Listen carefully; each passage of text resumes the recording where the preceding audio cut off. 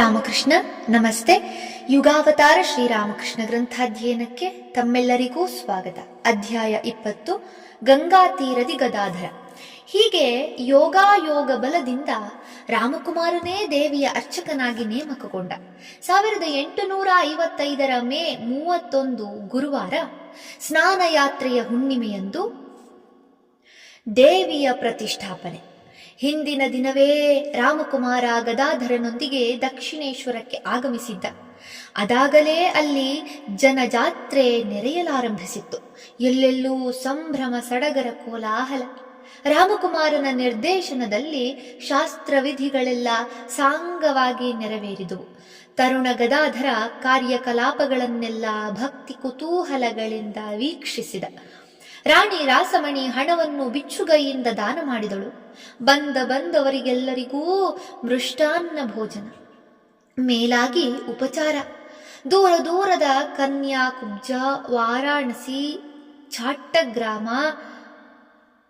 ಒರಿಸ್ಸಾ, ನವದ್ವೀಪಗಳಿಂದಲೂ ಪಂಡಿತರು, ವಿದ್ವಾಂಸರು, ಬ್ರಾಹ್ಮಣೋತ್ತಮರು ಬಂದು ರಾಣಿಯ ಆತಿಥ್ಯ ಸ್ವೀಕರಿಸಿ ಸಂತುಷ್ಟರಾದರು.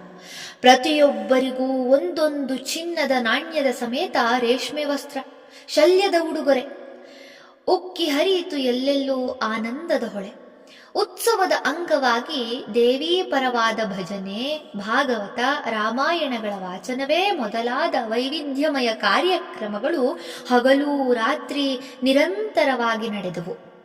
ಲಕ್ಷದೀಪೋತ್ಸವವೋ ಎಂಬಂತೆ ಎಲ್ಲೆಲ್ಲೂ ದೀಪಗಳು ಪ್ರಜ್ವಲಿಸುತ್ತಿದ್ದು ಹಗಲಿಗೂ ಇರುಳಿಗೂ ವ್ಯತ್ಯಾಸವೇ ಇಲ್ಲದಂತಾಗಿತ್ತು.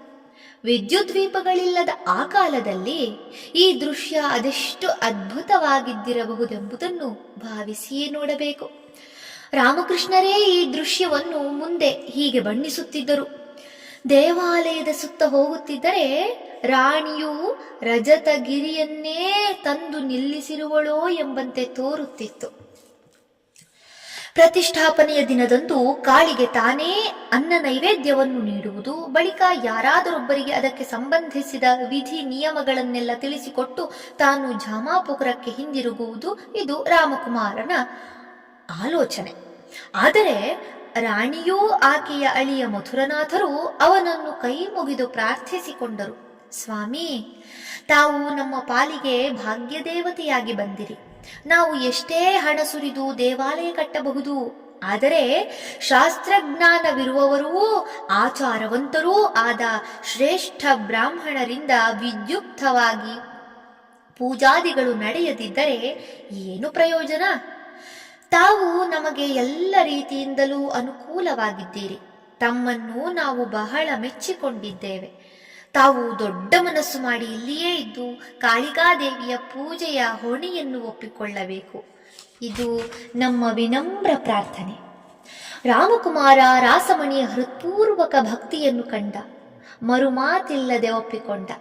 ರಾಸಮಣಿ ಮಥುರನಾಥರ ಆನಂದಕ್ಕೆ ಪಾರವೇ ಇಲ್ಲ. ರಾಮಕುಮಾರ ಕಾಳಿ ದೇವಾಲಯದ ಒಂದು ಕೋಣೆಯಲ್ಲಿ ಉಳಿದುಕೊಂಡ. ಊಟಕ್ಕೆ ಕಾಳಿಕಾದೇವಿಯ ಪ್ರಸಾದ ಇದ್ದೇ ಇದೆ. ಆದರೆ ಇಲ್ಲಿ ಇನ್ನೊಂದು ಸಣ್ಣ ಸಮಸ್ಯೆ ಹುಟ್ಟಿಕೊಂಡಿತು. ಗದಾಧರ ಮಾತ್ರ ಕಾಳಿ ಗುಡಿಯ ಪ್ರಸಾದವನ್ನು ತಿನ್ನಲು ಒಲ್ಲೆನೆಂದು ಬಿಟ್ಟ. ಕಾರಣವೇನಿರಬಹುದು? ಯಾರಿಗೂ ತಿಳಿಯಲಿಲ್ಲ. ಅವನೂ ಬಾಯಿ ಬಿಚ್ಚಿ ಹೇಳಲಿಲ್ಲ. ಪ್ರತಿಷ್ಠಾಪನೆಯ ದಿನ ಅವನು ಒಂದಿಷ್ಟು ಪುರಿ ತಿಂದು ನೀರು ಕುಡಿದು ಕೆಲಸದ ಕಾರಣ ಹೇಳಿ ಜಾಮಾಪುರಕ್ಕೆ ಹಿಂದಿರುಗಿದ. ಮತ್ತೆ ಮರುದಿನ ಸಮಾರಂಭಗಳನ್ನೆಲ್ಲ ವೀಕ್ಷಿಸಲು ಮತ್ತು ಅಣ್ಣನನ್ನು ಮಾತನಾಡಿಸಿಕೊಂಡು ಹೋಗಲು ಮುಂಜಾನೆಯೇ ಬಂದ. ಬಹಳ ಹೊತ್ತು ಅಲ್ಲಿದ್ದು ಬಗೆ ಬಗೆಯ ಉತ್ಸವಗಳನ್ನೆಲ್ಲ ನೋಡಿದ.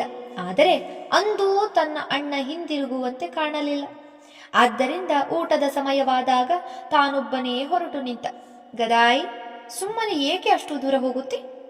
ದೇವಸ್ಥಾನದ ಪ್ರಸಾದವನ್ನು ತೆಗೆದುಕೊಂಡು ಇವತ್ತು ಇಲ್ಲಿಯೇ ಇದ್ದು ಬಿಡು ಎಂದು ರಾಮಕುಮಾರ ಎಷ್ಟು ಹೇಳಿದರೂ ಕೇಳದೆ ಗದಾಧರ ಹಿಂದಿರುಗಿದ.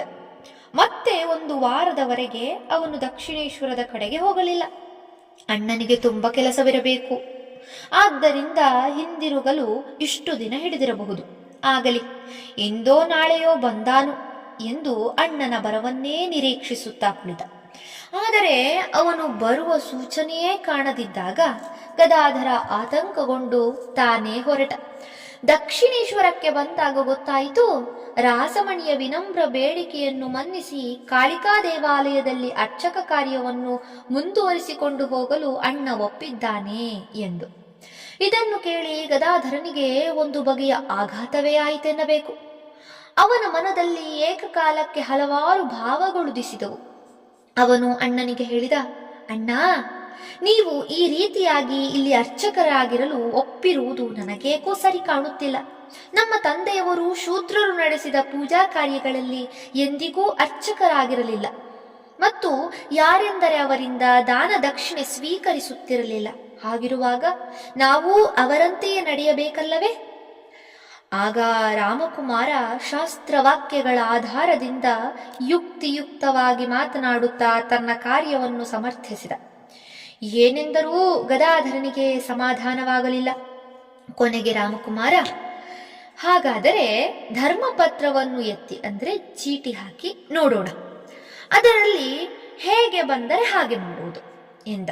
ಚೀಟಿ ಹಾಕಿ ನೋಡಿದಾಗ ಅದರಲ್ಲಿ ಬರೆದಿತ್ತು, ಅರ್ಚಕ ಸ್ಥಾನವನ್ನು ವಹಿಸಿಕೊಂಡದ್ದರಿಂದ ರಾಮಕುಮಾರನು ದೋಷಭಾದ್ಯನಾಗಿಲ್ಲ, ಅದು ಸರ್ವರಿಗೂ ಶ್ರೇಯಸ್ಕರವಾಗಿಯೇ ಪರಿಣಮಿಸುವುದು.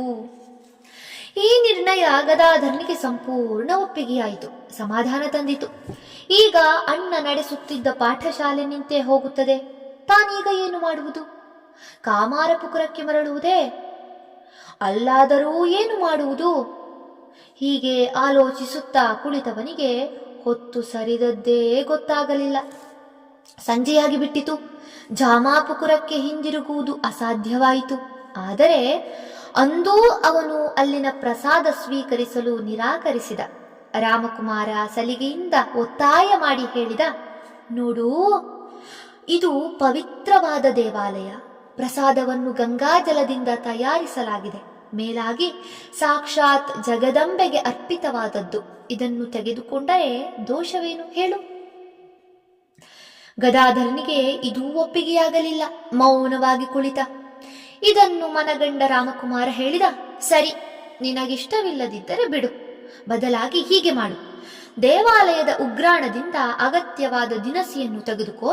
ಗಂಗೆಯ ದಡದ ಮರದಡಿಯಲ್ಲಿ ನೀನೇ ಅದನ್ನು ಬೇಯಿಸಿ ಅಡಿಗೆ ಮಾಡಿ ತಿನ್ನು. ಪವಿತ್ರ ಗಂಗಾ ನದಿಯು ತನ್ನ ದಂಡೆಗಳ ಮೇಲಣ ಪ್ರತಿಯೊಂದು ವಸ್ತುವನ್ನೂ ಪಾವನಗೊಳಿಸುತ್ತದೆ ಎಂಬುದನ್ನಾದರೂ ಒಪ್ಪುವೆಯಾ? ಗದಾಧರನಿಗೆ ಇದೂ ಕೂಡ ಅಷ್ಟೇನು ಪ್ರಿಯವಾಗಿರಲಿಲ್ಲ.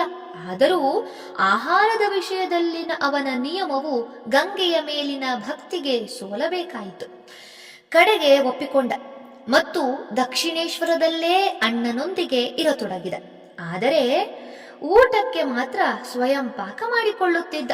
ಅಂತೂ ರಾಮಕುಮಾರನು ತನ್ನ ಶಾಸ್ತ್ರಾಧಾರಗಳಿಂದ ಸಾಧಿಸಲಾಗದ್ದನ್ನು ತಮ್ಮನ ಗಂಗಾ ಭಕ್ತಿಯನ್ನು ಕೊಂಚ ಮುಟ್ಟುವಷ್ಟರಿಂದಲೇ ಸಾಧಿಸಿದ. ದಕ್ಷಿಣೇಶ್ವರದ ಜೀವನ ಗದಾಧರನಿಗೆ ಬೇಗನೆ ರೂಢಿಯಾಯಿತು. ಪವಿತ್ರ ಭಾಗೀರಥಿ ತೀರದ ರಮಣೀಯ ಉದ್ಯಾನ, ಹಕ್ಕಿಗಳ ಕಲರವದಿಂದ ಕೂಡಿದ ಸಸ್ಯಕಾಶಿ, ನಡುವಿನ ವಿಶಾಲ ಸುಂದರ ದೇಗುಲ, ಅಲ್ಲಿ ಜಗನ್ಮಾತೆಯ ಸೇವೆಯಲ್ಲಿ ನಿರತನಾದ ನಿಷ್ಠಾವಂತ ಸಾಧಕನೂ ತನ್ನನ್ನು ಹೆತ್ತ ತಂದೆಯಂತೆಯೇ ಪ್ರೀತಿಸುವವನೂ ಆದ ಅಣ್ಣ, ದೇವದ್ವಿಜರಲ್ಲಿ ಅಪಾರ ಭಕ್ತಿ ಶ್ರದ್ಧೆಯುಳ್ಳ ರಾಣಿ ರಾಸಮಣಿ ಹಾಗೂ ಮಥುರನಾಥರ ಸುಭದ್ರ ಆಡಳಿತ, ಇವೆಲ್ಲವೂ ಗದಾಧರನಿಗೆ ಆ ತಾಣವನ್ನು ಪ್ರಿಯವಾಗಿಸಿತು.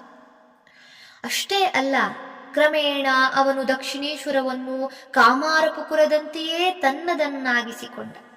ಊಟದ ವಿಷಯದಲ್ಲಿ ಮಾತ್ರ ಎಷ್ಟೋ ದಿನಗಳವರೆಗೆ ಅವನು ತನ್ನ ಸ್ವಯಂ ಪಾಕವನ್ನೇ ಮುಂದುವರಿಸಿದವನಾದರೂ ತನ್ನ ಮುಂದಿನ ಕರ್ತವ್ಯದ ಬಗ್ಗೆ ತಲೆ ಕೆಡಿಸಿಕೊಳ್ಳುವುದನ್ನು ಬಿಟ್ಟು ಆನಂದದಿಂದ ಇರತೊಡಗಿದ. ಧನ್ಯವಾದಗಳು. ಇಂದಿಗೆ ಅಧ್ಯಾಯ 20 ಸಂಪೂರ್ಣವಾಯಿತು. ಮುಂದಿನ ಸಂಚಿಕೆಯಲ್ಲಿ ಹೊಸ ಅಧ್ಯಾಯವನ್ನ ಪ್ರಾರಂಭಿಸೋಣ. ಜೈ ಶ್ರೀಮಾತಾ.